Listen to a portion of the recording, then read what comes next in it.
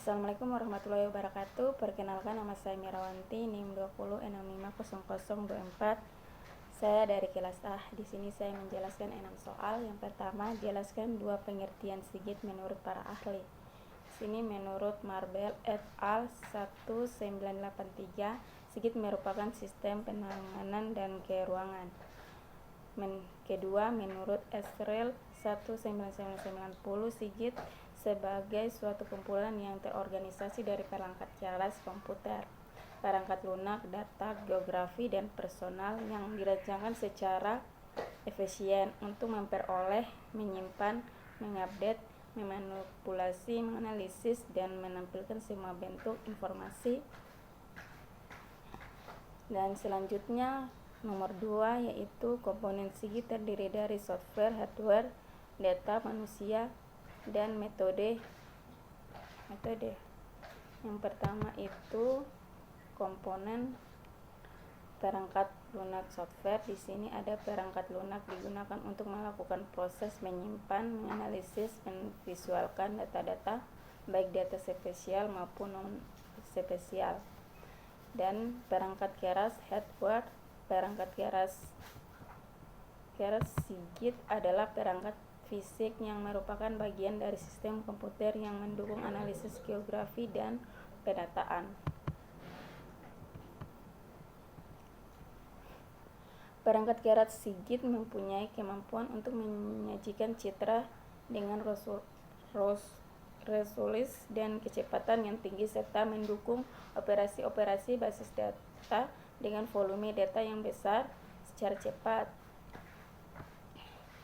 Perangkat keras Sigit terdiri dari beberapa bagian: menginput data, mengelola data, dan mencetak hasil. Proses hardware berdasarkan prosesnya terdiri dari input data, olah data, dan output data. Selanjutnya data. Di sini ada data spesial dan data non spesial. Data spesial adalah gambaran nyata suatu wilayah yang terdapat di permukaan bumi. Sedangkan data non spesial adalah data berbentuk tabel di mana tabel tersebut berisi informasi-informasi yang dimiliki oleh objek dalam data spesial. Selanjutnya manusia. Manusia merupakan inti elemen dari Sigit karena manusia adalah perancang dan penggunaan dari Sigit. Penggunaan Sigit mempunyai tingkat seperti pada sistem informasi lainnya dan tingkat spesial teknik yang mendesain dan mengolah sistem sampai pada pengguna yang menggunakan Sigit untuk membantu pekerja sehari-hari. Selanjutnya metode layout yang digunakan dalam Sigit akan berbentuk untuk setiap permasalahan Sigit yang baik tergantung pada aspek desain dan aspek realnya.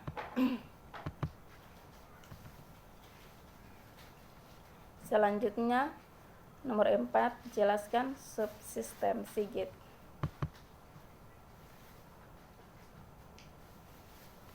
Di sini ada subsistem Sigit terdiri dari data input. Data input berfungsi untuk mengumpulkan, mempersiapkan, dan menyimpan data seperti spesial dan atributnya dari berbagai sumber. Subsistem ini pula yang bertanggung jawab dalam mengkonversikan atau mentransformasikan format-format data asli ke dalam format yang data digunakan oleh perangkat Sigit yang digunakan. Ini ada data output. Data output berfungsi untuk menampilkan atau menghasilkan keluaran, termasuk mengekspor ke dalam format-format dikehendaki.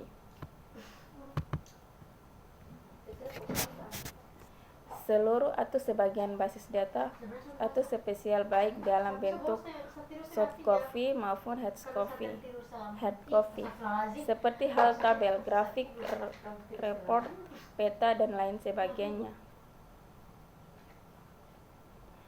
Selanjutnya nomor 5, jelaskan manfaat Sigit dalam manajemen tata guna lahan.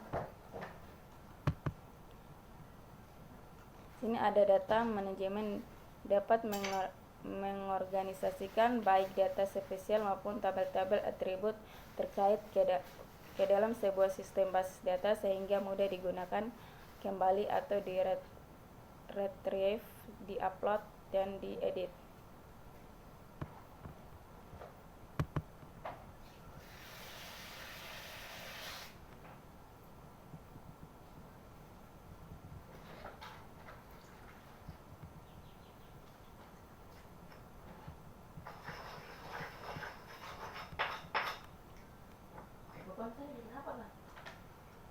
Di sini ada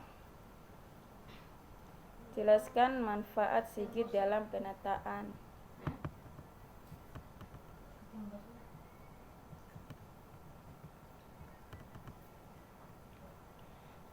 Data menyebutkan analisis dan menentukan informasi yang dapat dihasilkan oleh selain itu subsidi ini juga melakukan manipulasi dan pemodelan data untuk menghasilkan informasi yang diharapkan sesuai kebutuhan, misalnya peta mekanik.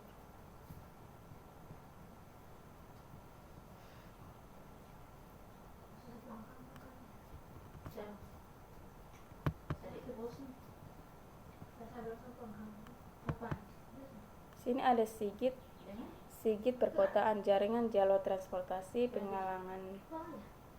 Di sini ada tadi jelaskan manfaat Sigit dalam penataan kota. Di sini adalah jaringan jalur transportasi, jalan, penyelamatan rute kendaraan, perjadwalan kendaraan, analisis lokal, manajemen fasilitasnya yaitu penataan pipa dan kabel bawah tanah, laut, bulking, jaringan listrik, perencanaan, perawatan fasilitas lain-lainnya. Pengolahan, pembagian area, pembuatan zona rencana tata ruang, pengaturan kualitas air, rencana pembangunan, dan lain-lain. Baik, itulah penjelasan saya dari 6 soal. Lebih dan kurangnya mohon dimaafkan. Billahi taufiq wal hidayah. Wassalamualaikum warahmatullahi wabarakatuh. Terima kasih.